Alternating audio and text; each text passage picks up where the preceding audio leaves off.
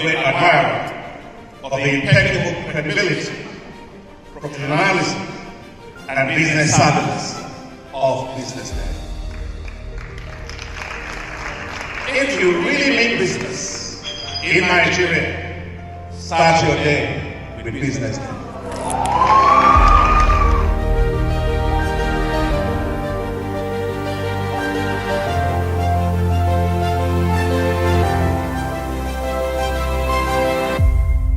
BusinessDay is West Africa's leading provider of business intelligence and information, delivering premium content across diversified media platforms, including online, mobile, and print.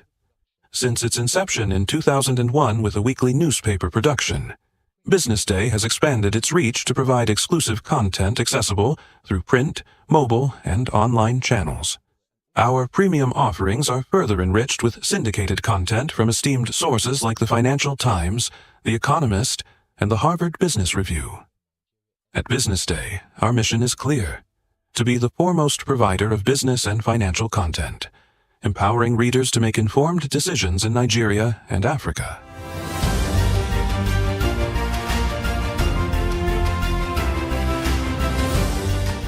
Since our establishment, we have been committed to delivering insightful, relevant, and accurate information about Nigeria's business and finance environment, while contextualizing the impact of global events.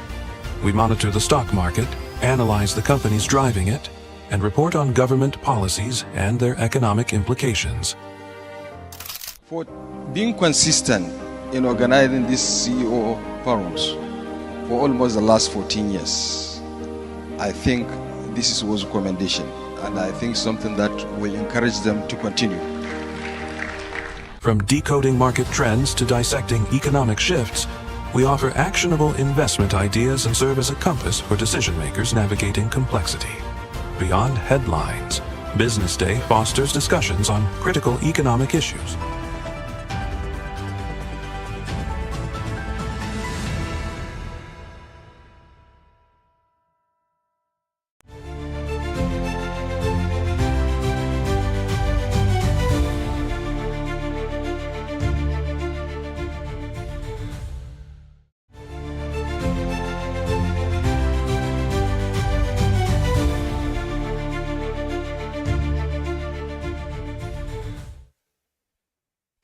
Good morning. Welcome to the BDTV Breakfast Show. My name is Elizabeth Musa. Thank you for starting your morning with us. Let's see what's making the headlines this morning.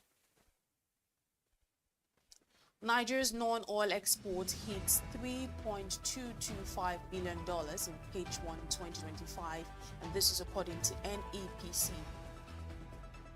Buafood hits 10.3 trillion naira market cap after record H1 profit. SEC DG elected Vice Chair of Global Securities Regulatory Organization. Ukraine hits Russian oil refinery in drone exchanges, key talks loom.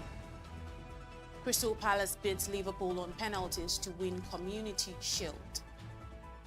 Let's begin the news in Nigeria, where the Nigerian Export Promotion Council has announced that the country's non-oil exports climbed to $3.225 billion in the first half of 2025, topping the $2.696 billion recorded in the same period last year. The Executive Director and Chief Executive Officer of the NEPC, Noye Ayeni, revealed this in Abuja on Sunday while presenting the Council's first half-year progress report on Nigeria's non-oil export performance. According to Ayeni, the report offers a comprehensive overview of the Council's achievements, challenges, and prospects as the year draws to a close. The NEPC boss added that the growth in export value was matched by a rise in shipment volume, recalling that in the first quarter alone, non-oil exports were valued at $1.791 billion, a 24.7% rise over the $1.436 billion posted in the same period of 2024.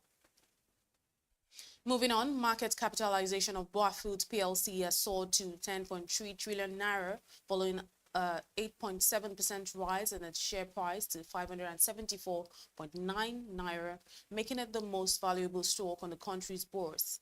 This historic feat reportedly came barely 1 week after the fast-moving consumer goods giant recorded the highest profit in 6 years, supported by a 36% rise in revenue to 913 billion naira, with a stable naira returning the manufacturer to FX gain after swimming in losses in the past year.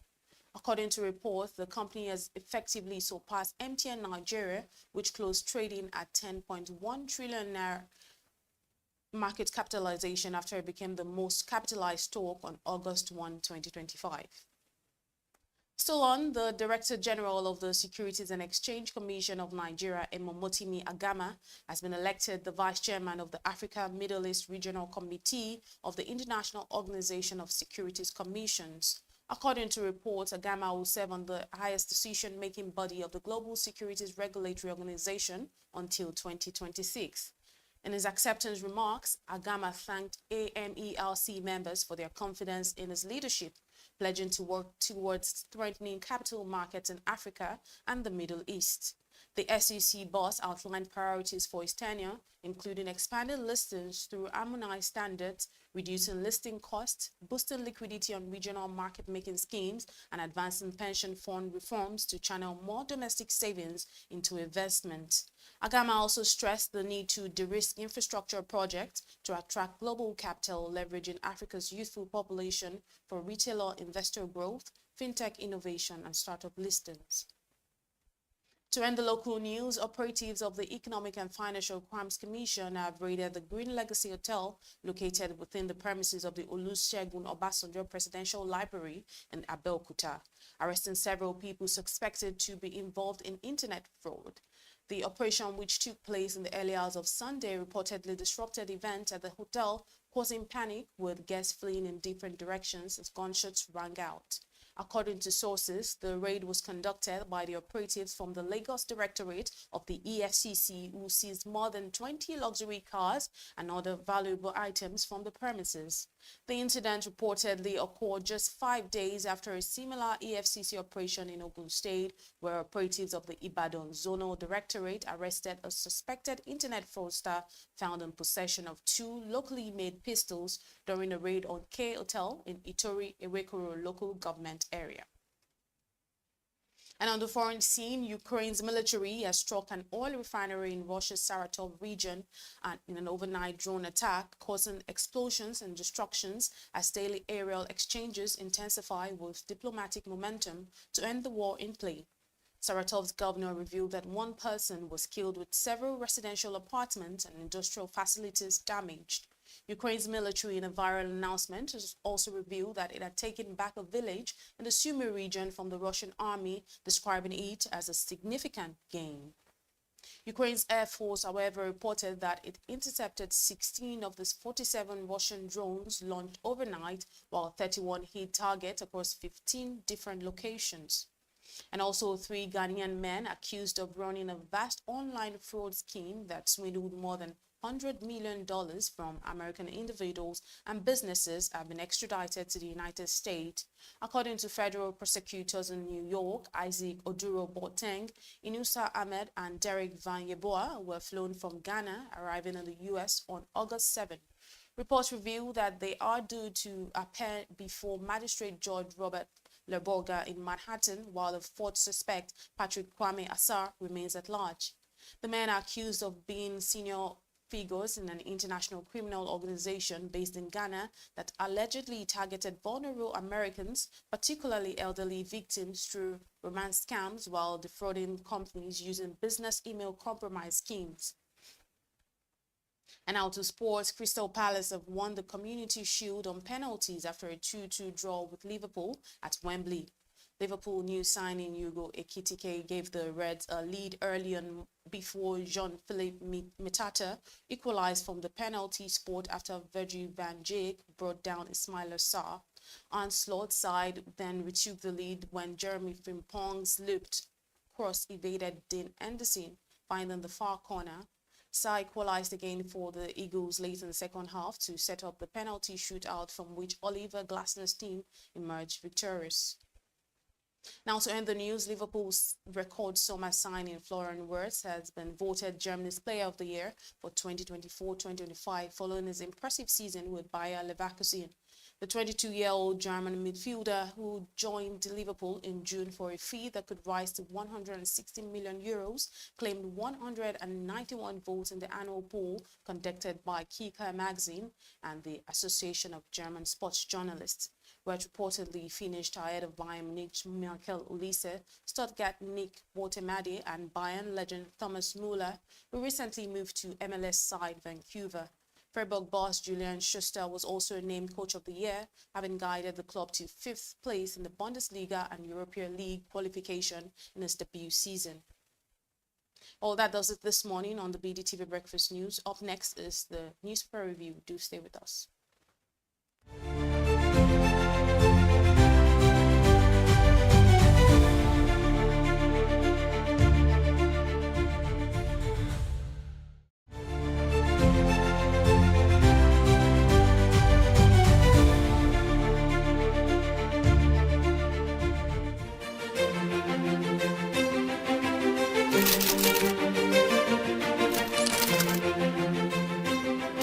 I am, of course, a great admirer of the impeccable credibility, professionalism, and business savviness of BusinessDay. If you really mean business in Nigeria, start your day with BusinessDay.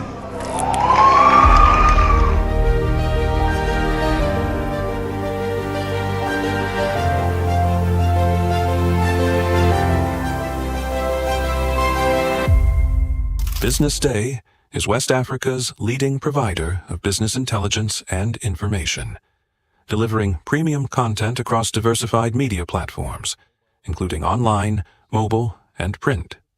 Since its inception in 2001 with a weekly newspaper production, BusinessDay has expanded its reach to provide exclusive content accessible through print, mobile, and online channels. Our premium offerings are further enriched with syndicated content from esteemed sources like the Financial Times, The Economist, and the Harvard Business Review. At BusinessDay, our mission is clear: to be the foremost provider of business and financial content, empowering readers to make informed decisions in Nigeria and Africa.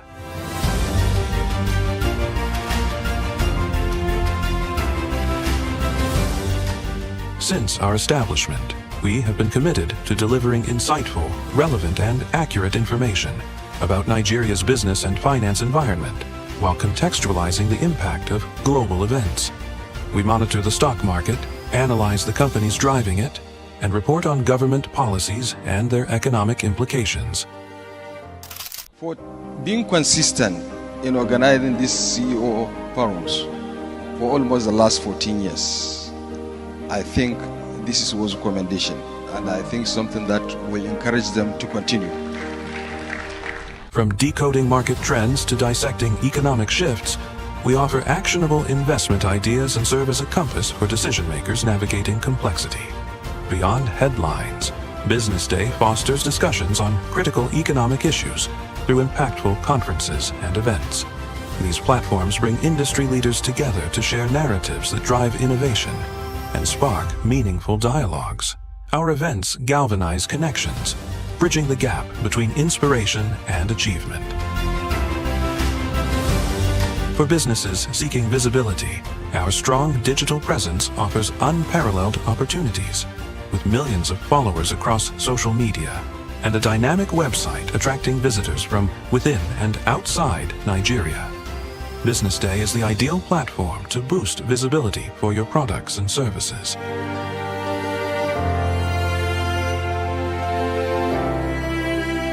If you're looking for in-depth analysis and expert opinions on Nigeria and Africa's business landscape, BusinessDay is your guide.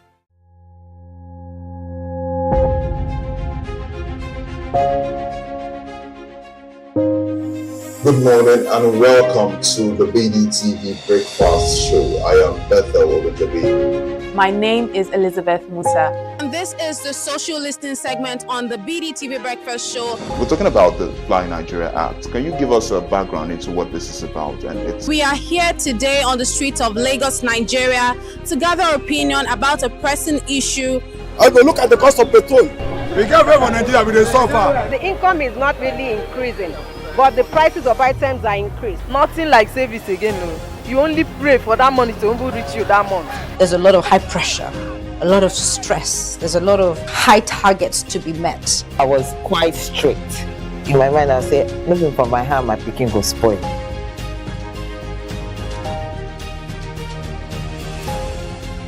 To allow all banks and all the players in the space.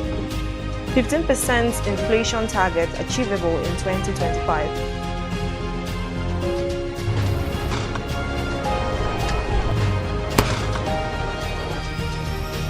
The command and vision philosophy of both the Chief of Defense Staff, the Chief of Army Staff, and indeed all the service chiefs.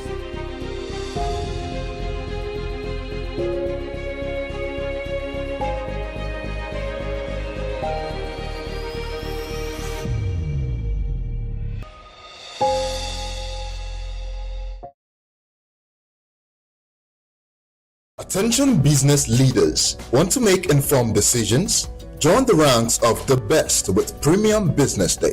Access in-depth analysis and expert opinions to stay ahead. Subscribe now at premium.businessday.ng and unlock premium content. Plus, you get 50% off your first subscription. Don't miss out. Make smarter choices and seize new opportunities. Sign up now and elevate your business game. Visit premium.businessday.ng today.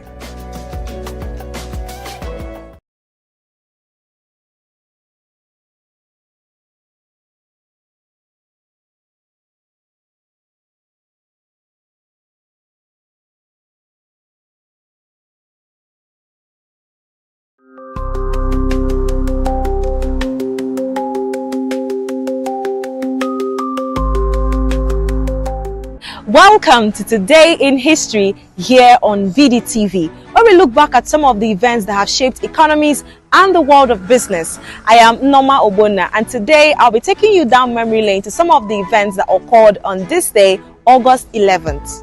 On this day in 1942, American actress Hedy Lamarr received a patent for an electronic device that minimized the jamming of radio signals. It later became a component of satellite and cellular phone technology. During World War II, actress Hedy Lamarr recognized that while radio-controlled torpedoes had the potential to cause significant damage to enemy ships, they were highly vulnerable to jamming.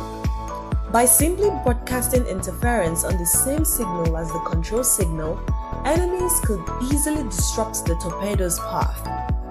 To address this issue, Lamarr collaborated with composer George Antheil to develop a technique known as frequency hopping. Their concept involved rapidly switching the signal between 88 different frequencies, corresponding to the number of keys on a piano, to prevent enemy interception. They proposed using a player piano roll to synchronize the changes in frequency between the control ship and the torpedo, effectively encrypting the connection.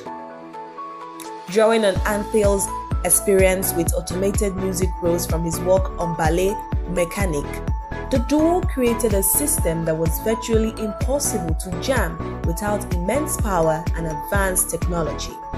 On August 11, 1942, U.S. patent number 2292387 was granted to Antheil and Hedy Kelsler Mackey, Lamarr's married name at the time. However, despite the innovation, the U.S. Navy rejected the idea during the war, and it went unused for decades. It wasn't until the Cuban Missile Crisis in 1962, after the patent had expired, that the U.S. military finally implemented the technology. Lamarr and Antheil's innovation remained largely unknown until 1997, when the Electronic Frontier Foundation posthumously recognized Lamarr's contributions. In the following year, Canadian tech firm Wyland acquired a 49% to the long-expired patent from Lamar in exchange for stock. Their invention laid the foundation for many modern wireless communication systems, including Bluetooth, CDMA used in mobile phones, and COFDM used in Wi-Fi networks. Notably, their work built upon earlier secure communication technologies such as the 1920 secrecy communication system developed by Blackwell, Martin, and Varna. The earlier patents also aimed to protect control signals, particularly in the context of autonomous torpedoes. Together, their developments form the basis of secure, high-frequency communication systems used widely today. And on this day in 1960, Chad gained its independence from France after 60 years of colonial rule. Chad, officially known as the Republic of Chad, is a landlocked country situated at the cross borders of North and Central Africa.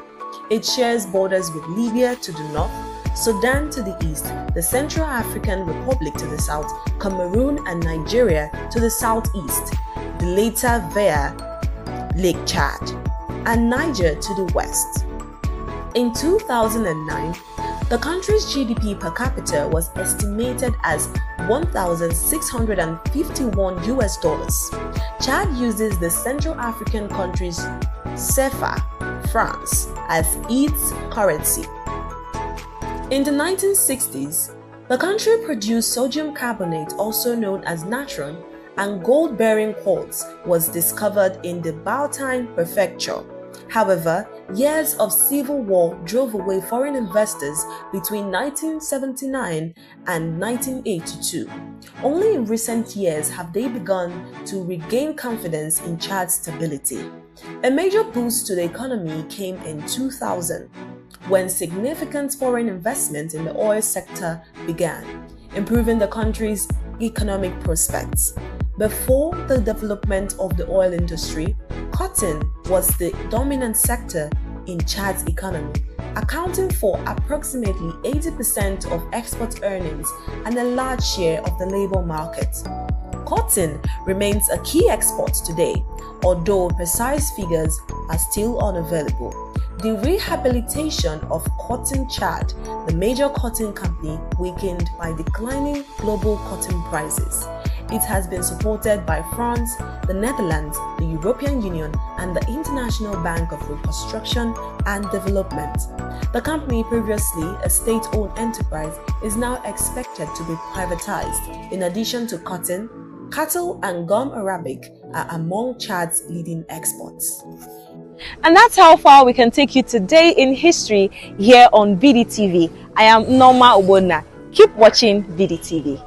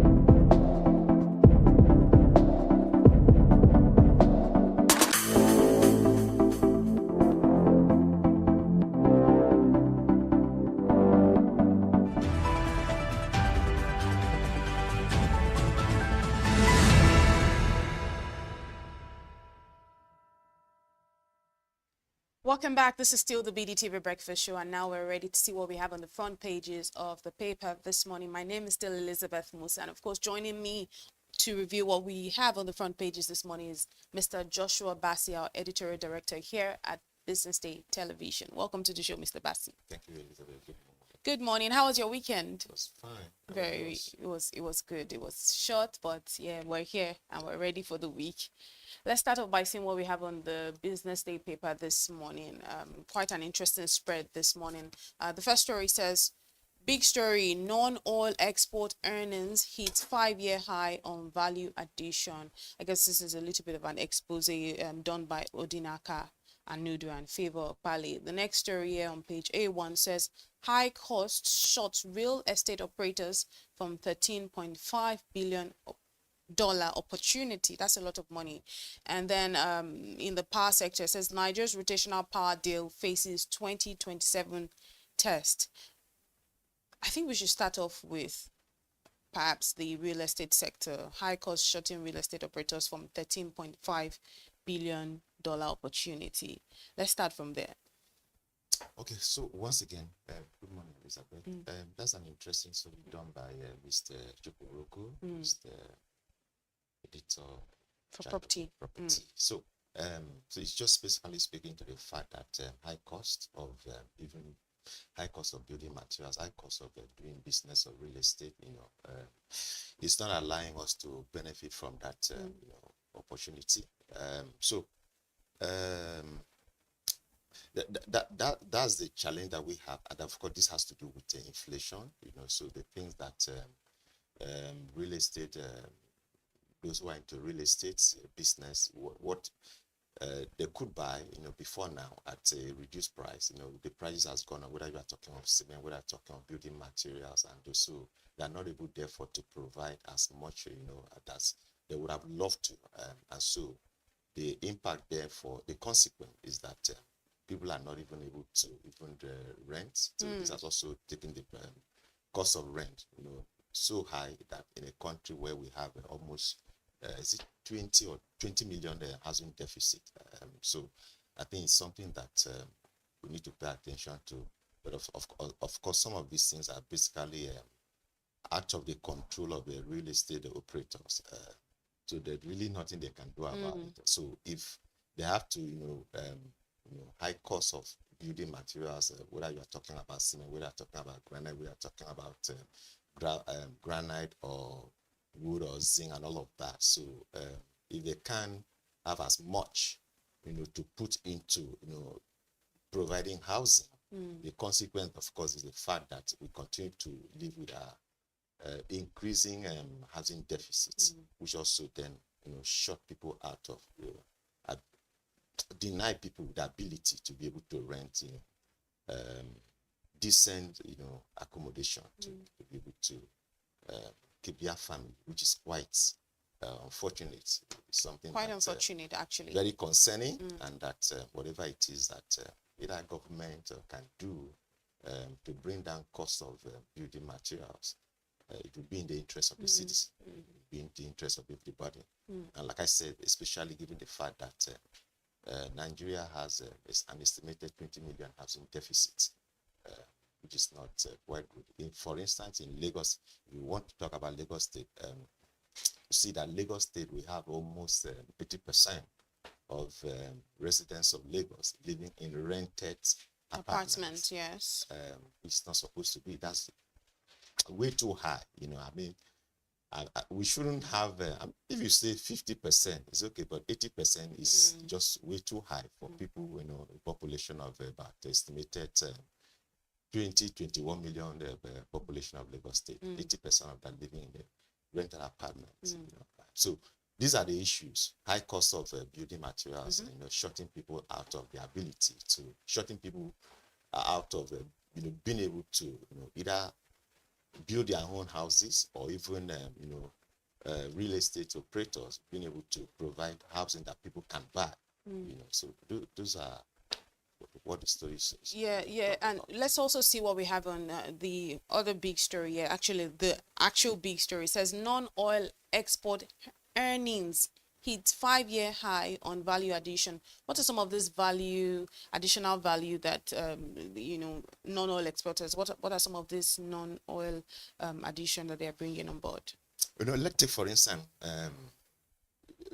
I think this is a very good story, and we must actually commend the writer. And like you said the other day, this is one thing that BusinessDay as a newspaper does that we quite happy about, because it's not every morning that you wake up to bad news to read a story of 24 people have been killed, so people have been kidnapped, and all of that. So this is a good one, and there's basically, again, speaking to the opportunities that exist right now in the non-oil sector, which for now, the oil sector has always been the main, generator of Nigeria's foreign exchange. It's still, I think, it still plays that role. But the good thing here is that non-oil sector is also coming up. If you read that story, but of course, this is also being driven by the fact that there's value addition. Before now, we simply just exported those things in their raw form. But now, I know that the Nigerian Export Processing Council, has been doing a lot of education for people who wants to export. That look, don't just export. I mean, before now, we've had several cases of Nigerian goods exported to US or other European countries that were seized and then destroyed because they felt that they are not fit for their market. But now I think value addition is at the bottom of it now. It's like we have embraced it, rather than just exporting those things in their raw form. We are now adding value. Before now, we could just export, but now the better packaging is better packaging. I know that, like I said, the Export Processing Council has been doing a lot of education, going across the 6 geopolitical zones of the country and educating people. Right. So they're adding value now. They're doing better packaging, giving proper information about what it is they're exporting, rather than just lump them in and then they send them abroad. And then get seized and then destroyed. And so because there are information that consumers out there need to have about what you are exporting. There's also, of course, we are also in terms of let's say cocoa, for instance, we are also doing some bit of processing rather than just send the cocoa seed and abroad. They are doing some level of processing, adding some value before we export them, which makes it easier for those who buy them out there to turn them into something that they can then consume rather than just exporting the way we used to do before. I actually find something quite interesting in this story, seeing that I'm seeing that some of the nation's products, such as cocoa, shoes, and when I saw shoes, I was curious to know particularly what type of shoes are these shoes, which obviously are being exported to other parts of the world. So that made me actually curious. So I don't know if you could tell us more about that. Yeah, and let me also add, what is also driving this, Elizabeth, is the fact that, we now have so many Nigerians, whether in Europe, whether in America, Asia, around the world. And so the Nigerian population, increasing Nigerian population across the world is also helping this matter, because, again, those who are buying these things, some of these Nigerian, whether you are talking about shoe, you are talking about other product that has been exported from Nigeria, there are Nigerians out there, in other parts of the world who are in demand of, this product. And so that's also helping in this case to, because for the Japa thing, so many people out there. Whether you talk even Nigerian food, have been exported now because we have people who we have a high concentration of people. Of Nigerians. Of Nigerians, actually. From the UK to the US. The shoes, like shoes too. I mean, because we've also done well now in terms of shoe, the quality of what we are producing in Nigeria right now is good, and so even some Europeans are in love with it, and so being exported to, whether you're talking about just slippers, fine design that Nigerians are now producing and exporting. I think it was one of producers here who brought in a lady who is just doing some fine design of slippers, which she sells, even within and outside the country. So we are doing a lot, whether in shoe, whether you're talking about whether it is shoe or any other thing, So great things that we are doing that people out there are loving and they're buying right now. Obviously, this means that we could see a boom in our economy. That's if we actually take advantage and latch into these opportunities that non-oil exports is providing right now. Because for the longest time we've seen that oil has been our major export. But if more Nigerians can also take on, one thing, just as you mentioned, one thing that Business Day has done is to also spotlight some of these business opportunities for our audiences to also take advantage of. We talked about palm, we talked about plantain So there are lots of opportunities that we can actually take advantage of. But let's also see in the political sector, the story here says Nigeria's rotational power deal faces 2027 test. Truly and really, yes, it's a test. If you recall, there's this understanding. It's not written. I think that is quite captured in the story. There's the understanding that, look, this thing is between North and South. And there's a time for everyone. From 1999, we had former President Olusegun Obasanjo, who did 1999 to 2007.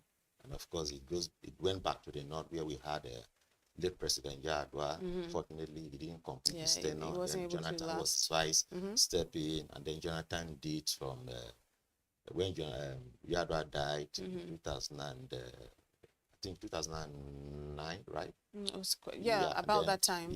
Then we contested in 2011. Then of course we came. Then APC formed a coalition, and then the late President Muhammadu came. So that understanding is there, and so it is a test in the sense that currently we have, after 8 years of Buhari, we are having President Bola Ahmed Tinubu is doing the turn of the South, as it were. So there is the push. You see there's a push, strong push by the North, and particularly Alhaji Atiku Abubakar, who is interested in contesting 2027, and then there's this argument that, look, it's still the turn of the South. You wait until 2031, but of course Atiku Abubakar is getting older, and so you probably feel that 2027 might just be the time for him to take the last shot at the presidency. But again, because of that understanding that's North-South, I can tell you for free, it's the reason why somebody like Peter B is telling you, look, I'm going to do just one time. If you give me an opportunity in 2027, just 2027 to 2031, because by 2031, it will be the turn of the North, and the North will not allow any Southerner to, take 2031 from them.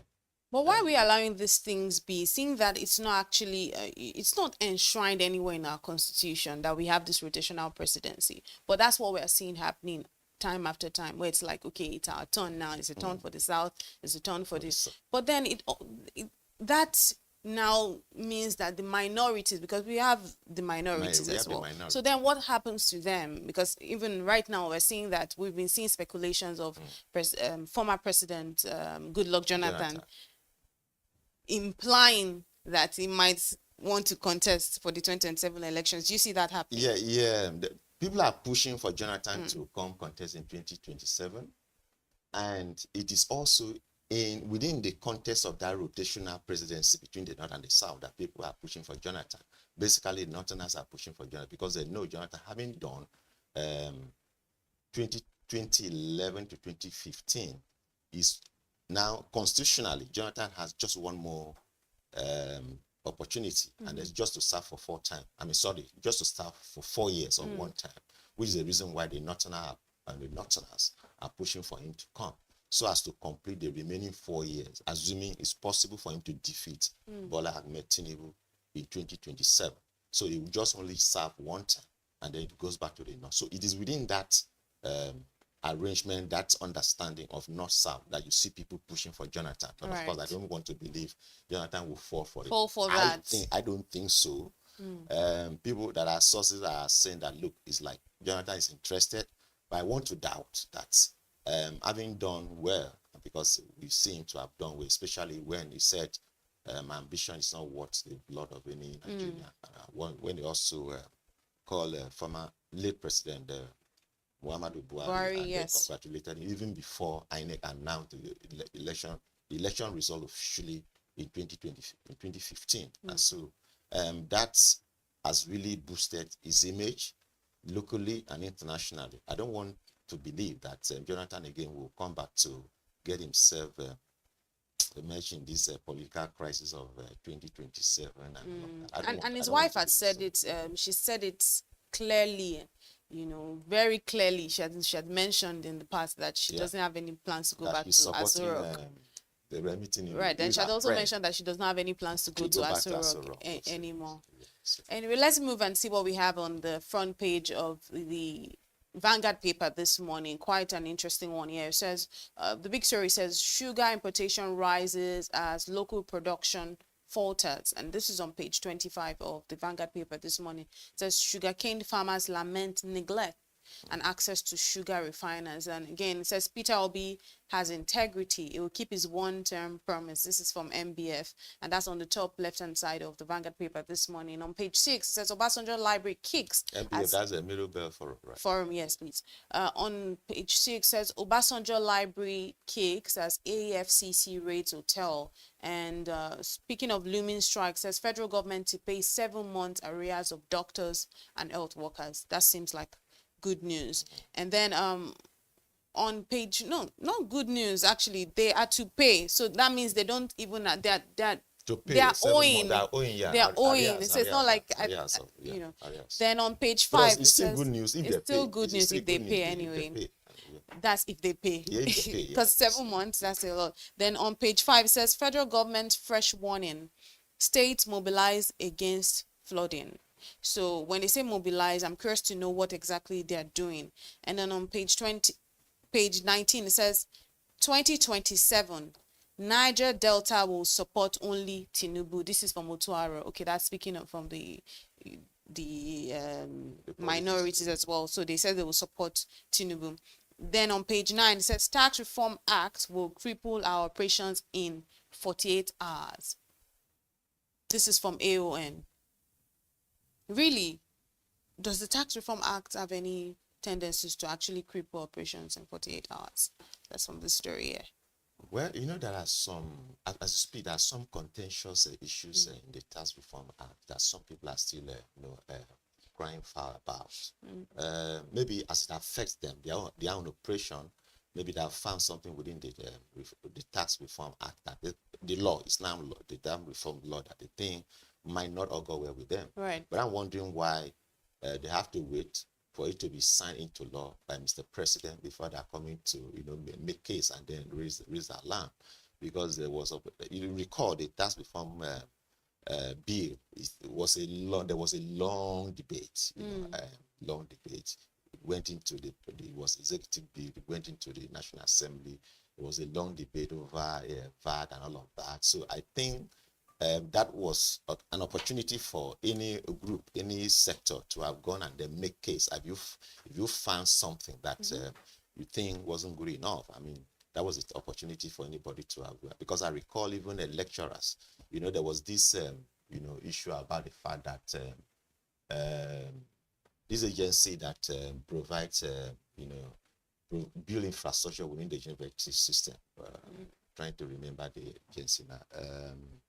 That do a lot in terms of even buildings and what have you within the university. So there was this rumor it will be scrapped, and then I recall the ASU and the other, stakeholder within the university system, raised alarm, and eventually it was addressed. Right. And so it's that agency's things. It's not going to be scrapped within the tax reform, law. So I'm wondering what any agency that is now crying foul. I mean, it's like. There's nothing you can do because the law has been signed. I mean, they probably wait for another time that there might be a reform, for a reform of what is already operational, which will become operational by very, very soon. January 2026. Yeah. So maybe 26 actually. 20 years, June 2026. That's when it becomes years. operational. So they could have raised this alarm at the time that it was built, and there were debates, at the National Assembly. That's the time they could have gone to make it for themselves. To make a case for themselves, Yeah, not now, because at now it's a little too late. It's a little too late. And the fact that they actually said it would cripple our operations in 48 hours, that for me is alarming. That's very serious, because they are not even saying has a tendency in the long run. They say in 48 hours. But let's see this big story. I mean, from the front page of BusinessDay, we talked about non-oil export earnings actually hitting 5-year high. But now we're seeing, on the other hand, importation. It says sugar importation rises as local production falters. I'm here wondering why there might be a little bit of a challenge in local production of sugar in Nigeria. I believe me, I don't know why that challenge is really why they are not able to produce as much as they should do. Why we are now having more of importation, while local production is declining, and we see importation rising. Whatever might be the situation right there, I think it's just to speak to stakeholders within the value chain, within the sector, to probably look into it, because I would love to see local production rising and the importation declining, rather than being the other way around. Because when we import more, I mean, it's like, we are exporting, we are supporting the industry in the, in countries where we are importing from. Yes, I mean, for the longest time, we used to import sugar. Remember the St. Louis, and then finally we're able to break. Yeah, when the likes of Dangote and the rest of them came into the industry, we were able to, basically, produce for ourselves. I mean, so I would love to see it's been the other way around, right? Rising local production and declining importation, because it is in that way that we create jobs, within the local economy, and then take people off the streets, rather than having to import more and then producing less of sugar. Very quickly, let's see what we have on the Punch paper this morning. The big story on the Punch paper this morning says state hit by 68% spike in foreign debt payment. Now, the states have to now service this debt. So debt servicing threatens states' fiscal stability. And this is from NATI. It says Lagos, Rivers, and others spend 235 billion naira in 6 months. And when I saw 235 billion, I was a little bit taken aback. I know that Lagos obviously is topping the charts there, but I mean, we get the most taxes, so it's understandable that we also spend. But I'm also curious to know why we have gotten to a 68% spike in foreign debt payment. What are we really always asking for? What are we really always, borrowing? I would love to see less of borrowing, and then, because like we've always said, the 36 states in Nigeria, they have something within their domain that when they look inward, they look, and then there are things that all of us as each of the states, can look into, and then to show up their revenue, internal revenue generation.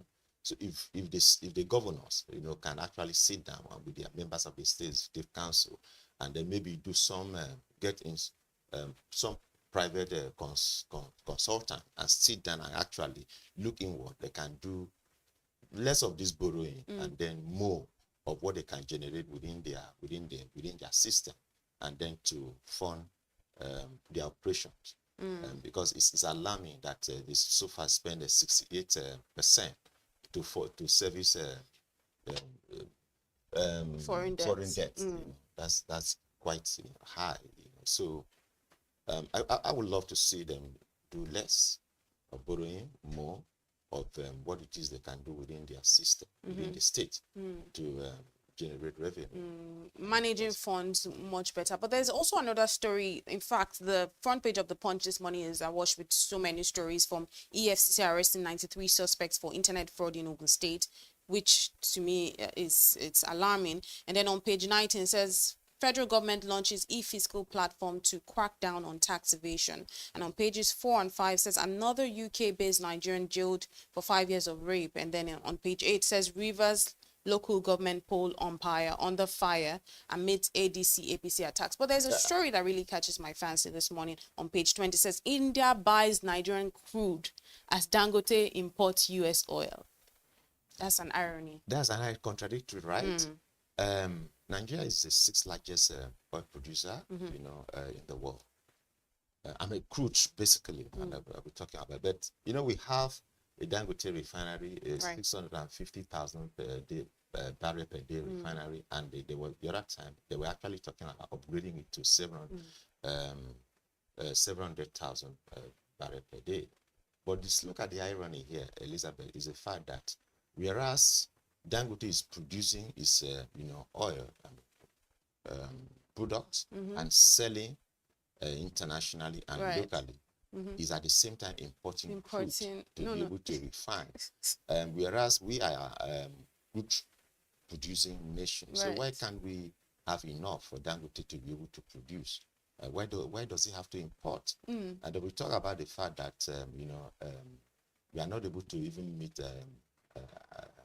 OPEC quota, but I think that we are now able to produce, I think, up to 1.7. I think the latest report is that we are able to produce 1.7, 1.8 barrel per day now.